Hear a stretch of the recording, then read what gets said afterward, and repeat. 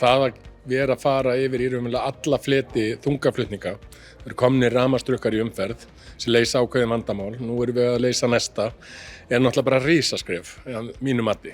Og við erum líka, hvernig var það, taka skref í raunverulega notkun á vetni og rafeldsneyti sem verður núna ekki bara tilraunavettvangur, heldur eru að fara í alvöru verkefni.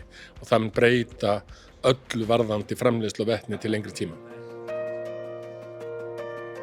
Sko við hjá Samskipum erum búin að vera að vinna í þessu verkefni núna í alveg 1,5 ár og mjög spennt fyrir þessum orkuskiptum í landflutningum. Við tekið skref erlendis varðandi skipaflutninga og viljum bara stíga svona skref hérna innanlands og vera brautryðjandi í þessu skrefi að taka vetnistrukka í notkun. Og það er svona bara mikla tíðingu samfélagslega og svona fyrir businessin. Í jarðhitagarði þá er Orka náttúrunnar með það að markmiði að nýta auðlindir hérna á Hengilssvæðinu eða á Hellisheiði á sem bestan hátt með hringrásarhugsun að leiðarljósi meðal annars.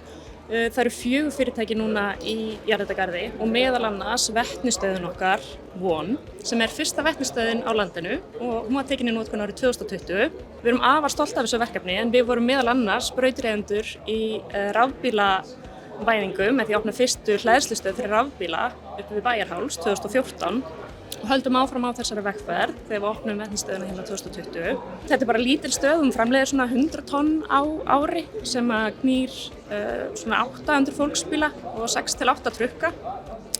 Vetnistöðin hingað til hefur bara verið keyrð bara í rauninni ekki á fullum afköstum, bara langt frá fullum afköstum. En bara dagurinn í dag er náttúrulega frábært því nú erum við að fara að auka framleiðsluna. Svona breytingar eins og orkuskiptin, þetta er alltaf svolítið spurning hænuna og eggið, hvort kemur á undan framleiðandinn eða notandinn. Og þá er í rauninni mjög mikilvægt að hafa svona samstarfssamninga eins og var verið að undirrita í dag, þar sem að koma saman kaupendurnir, eða rauninni notendurnir á orkunni og orkuframleiðendurnir og taka höndum saman að taka næsta skref í orkuskiptum. Og þetta er bara einn partur af okkar sjálfbærnisvegferð. Við höfum tekið metnaðarfullt skref í því og fórum í mikilvægisgreiningu og annað slíkt og þetta er bara eins og segja einn þáttur af þeim markmið okkar að minnka kolefnisfótspor okkar. Fyrir Blæ sem er innviða fyrirtæki í vetni þá skiptir þetta öllu máli því að í dag eru bara 27 vetnis fólksbílar á Íslandi sem þýðir það að það er ákveðlega lítill business, ef svo maður segja, má sletta. En þessi trukkar sem eru að koma munur bara vera eins og 1000 fólksbílar, þannig munur búið til svona undirstöður sem hægt að reka allt vetnishagkerfi á Íslandi. Svo þetta er bara ný byrjun, ef svo maður segja, svo framtíðin er björt. Þetta er náttúrulega bara mjög spennandi fyrir okkur vegna þess að fyrsta lagi við fórum að nýta vetnisframleiðsluna okkar, við höfum verið að nýta 4% og við höfum náðum kannski að komast upp í 100% nýtingu og svo líka bara að vera partur af þessari vegferð að koma með vetni til Íslands. Ég meina þetta er bara sama og við gerum 2014 þegar við fórum með rafmagni og ætlum að vera fremst með hleðslurnar. Nú erum við bara fremst og ætlum að vera fremst í vetnisframleiðslu og vera með í þeirri vegferð og þetta er náttúrulega bara stór hluti af orkuskiptunum. Þetta er svakalega góður dagur og þetta er bara stórt skref í átt að því að ná kolefnishlutleysi og ná grænu orkuskiptunum.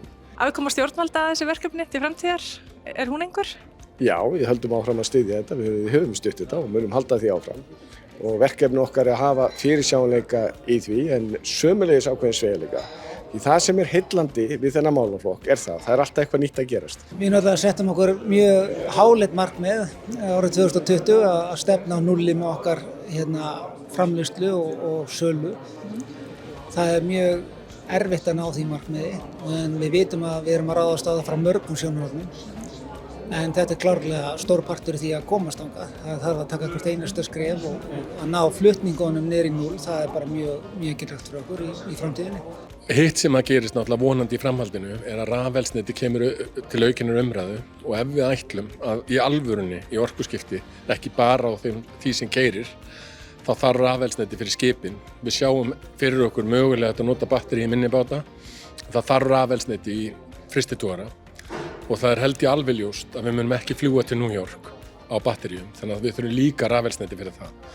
Og þetta samspil ásamt því að framleiða aukna græn orku eins og þið gerir hér mun hafa gríðarleg áhrif inn í framtíðina.